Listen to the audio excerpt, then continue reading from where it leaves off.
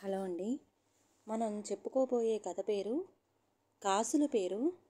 ఈ కథని రచించిన వారు కృష్ణ గారు. ఇక కథలోకి వెళ్ళిపోతే, మూర్తి పేపర్ చదువుకుంటున్నాడు వరండాలో పడక కుర్చీలో కూర్చొని. వరండా ముందు నందివర్ధనం చెట్టు మీద పిచ్చుక గుంపు కిచకిచమని చాలా గోల చేస్తున్నాయి. పదవీ విరమణ తర్వాత ఇద్దరు పిల్లల బాధ్యతలు కూడా అయిపోవడంతో పెళ్ళైన కొత్తలోలాగా తన భార్య ఏకాంతమైన ప్రశాంతమైన జీవనం కొనసాగిస్తున్నారు. పేపర్లలో రాజకీయ నాయకులు నువ్వు లక్షల కోట్లు అవినీతికి పాల్పడ్డావు అంటే, ఇంకొకడు నువ్వు రాజకీయాలకి వచ్చేటప్పటికి గజం భూమి లేదు, ఇప్పుడు వేలాది ఎకరాలు కోట్లు సంపాదించావు, నువ్వు అవినీతిలో గిన్నీస్ బుక్ ఆఫ్ రికార్డ్స్ అధిగమించావు అని ఒకరి మీద ఒకరు ఆరోపణలు చేసుకుంటున్నారు. గతంలో అవినీతికి పాల్పడేవాళ్ళు సమాజంలో తక్కువ శాతం ఉంటే, ప్రస్తుతం నీతిమంతులు అతి తక్కువ శాతం ఉన్నారు. ఇంతలో ఏమండి, ఏముంటాయి పేపర్లో వార్తలు, మరీ అంత లీనమైపోతారు అంటూ చీరకొంగుతో తడి చేతులు తుడుచుకుంటూ వంటింట్లో నుంచి వచ్చింది శ్రీమతి.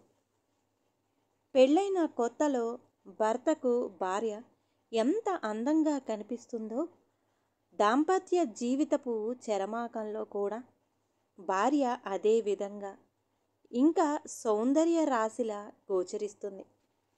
పైగా ఒకరినొకరు వదిలి ఉండలేని దశ కూడా వచ్చేస్తుంది. ఈ అమూల్యమైన బంధం భగవంతుడు ఏర్పరచకపోతే మనుషులు ఈ జీవన పోరాటంలో ఏమైపోయేవారో. తనను తదేకంగా చూస్తున్న మూర్తితో, ఏమిటా పిచ్చి చూపులు అంటూ మందలించింది భార్య. ఏమిటోయ్ విశేషం, ఫ్రెష్గా ఉన్నావివాళ, విశేషం ఏమిటి, నీళ్ళోసుకున్నావా ఏమిటి అన్నాడు మూర్తి ఆమెను ఓరగా చూస్తూ. చాలండి సంబడం అంటూ మూతి 30 వంకర్లు, శరీరం వయ్యారంగా అనేక వంకర్లు తిప్పుతూ, అది కాదండి అంటూ గోముగా మాట్లాడసాగింది. చెప్పు, సందేహించకు అన్నాడో లేదో మూర్తి కుర్చీకి అతి దగ్గరగా ఫైబర్ కుర్చీ జరుపుకొని, నాకు ఒకే ఒక్క కోరిక మిగిలిపోయిందండి జీవితంలో అంది లో స్వరంలో. ఏమిటో అది సెలవీయండి దేవి అన్నాడు మూర్తి.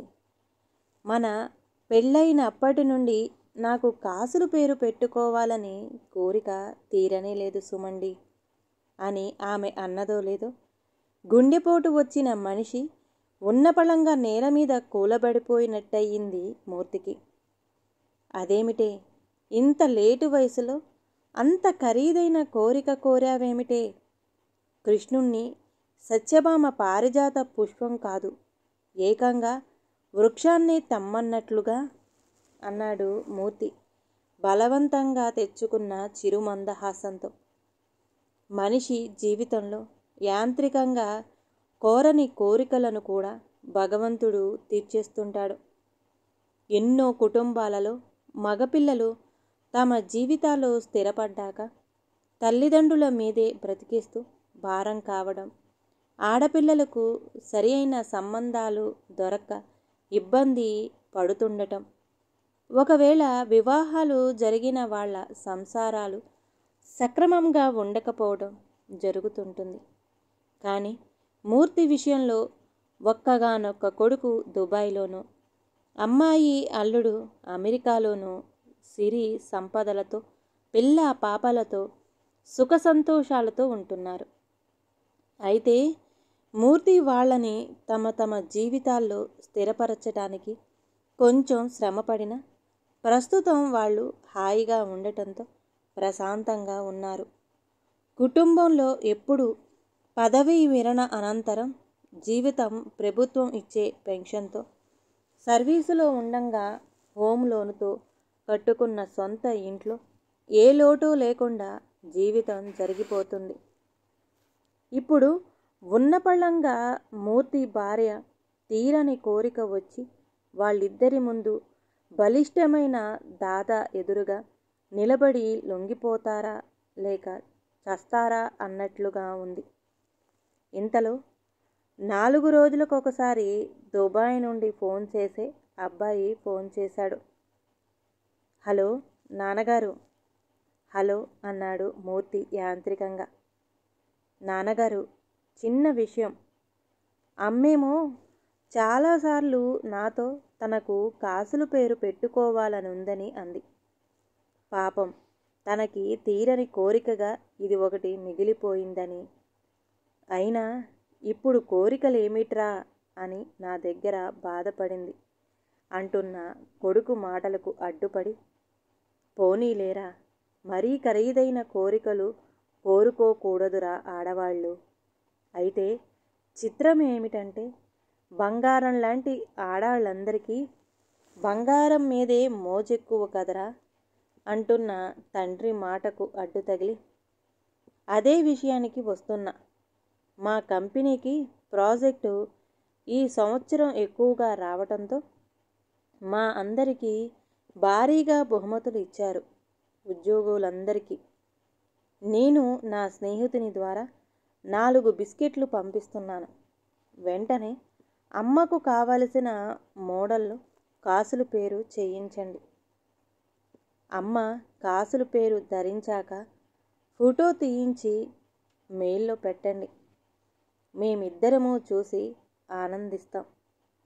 అన్నాడో లేదో పక్కనే కొడుకుతో మాట్లాడటానికి రెడీగా ఎదురు చూస్తున్న శ్రీమతి ముడతలు పడ్డ బుగ్గపై మూర్తి చిటికేసి, ఒరే పిచ్చోడా, నీ కోరిక దుబాయ్కి వెళ్ళిందిరా గాలిలో తేలి.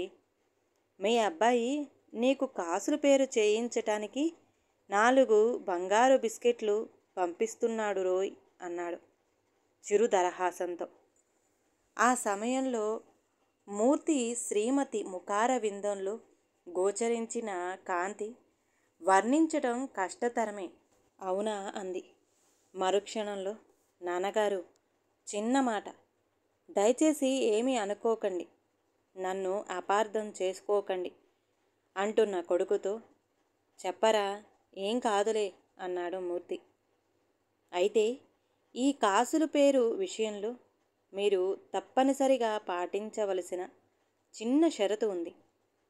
అమ్మ తదనంతరం ఆ కాసుల పేరు మీ కోడలికే ఇచ్చేయాలి.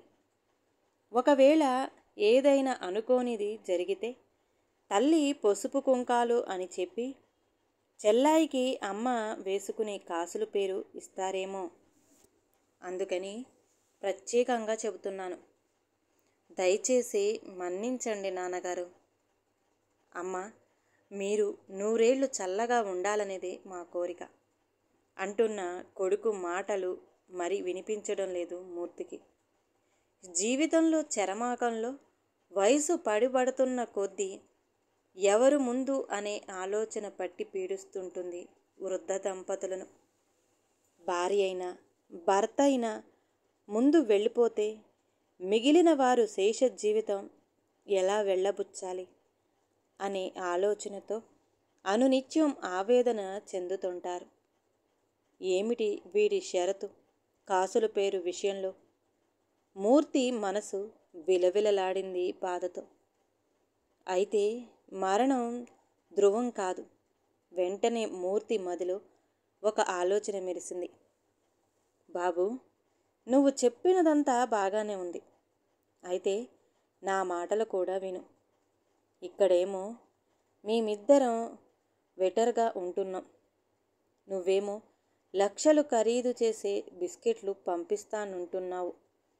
మనకు బాగా ఎరుగున్న వారి చేత కాసుల పేరు చేయిస్తాననుకో. అమ్మకు కూడా ఈ మాట చెప్తే సంబరపడిపోతుందనుకో. ఎవడైనా దొంగ అర్ధరాత్రి ఇంట్లో దూరి మమ్మల్ని కొట్టి దోచుకుపోయాడనుకో. 2 నష్టాలు. ఒకటి బంగారం పోతుంది, రెండోది వాడు మమ్మల్ని బతకనిస్తాడో లేదో. అందువలన వద్దులే బాబు.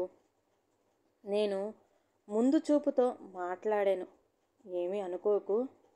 అమ్మ వంటింట్లో ఉంది, తర్వాత మాట్లాడుతుందిలే అంటూ ఫోన్ పెట్టేశాడు. మనిషి చనిపోవడానికి ఒక కత్తిపోటు చాలు, కానీ హత్య చేసేవాళ్ళు కసితో ఎన్నో కత్తిపోట్లు పొడుస్తుంటారు.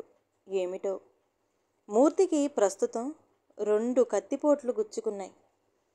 ఒకటి కాసుల పేరు చేయిస్తానని అబ్బాయి చెప్పటం, అయితే రెండోది అమ్మ తదనంతరం తనకే ఆ వస్తువు ఇచ్చేయాలనడం రెండోది. కానీ రెండో కత్తిపోటులో దింపి గిరగిరా తిప్పినట్లుగా ఉంది.